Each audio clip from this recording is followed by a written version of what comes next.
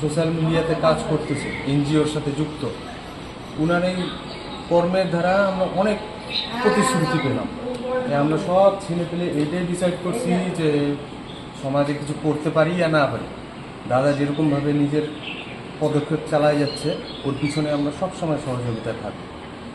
তাহলে যেইভাবে করে হোক, আর কিছু না হোক, উনি যেভাবে পুণ্য কামাচ্ছে তার কিছু অংশ তো আমরা অর্জন করতে পারবো।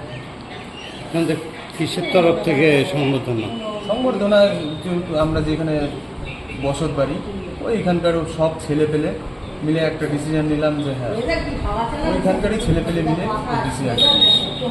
আমাদের কোনো ক্লাব নেই, কোনো কিছু নেই, কোনো সংগঠন, সবাই নিজেরা উদ্যোগে। যে ক্লাবে থাকি সেই ক্লাবের নাম হচ্ছে আমাদের শ্মশান কলোনি ক্লাব।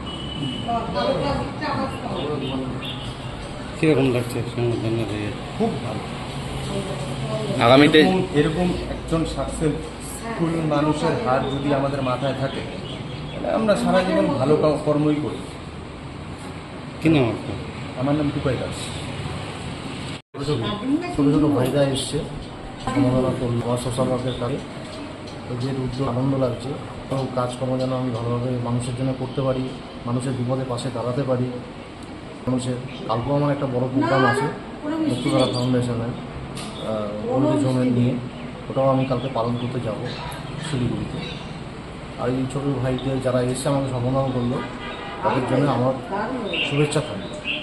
সংবর্ধনা পেয়ে মানুষের পাশে যাতে ভালোভাবে থাকতে পারি সেটাই আমার।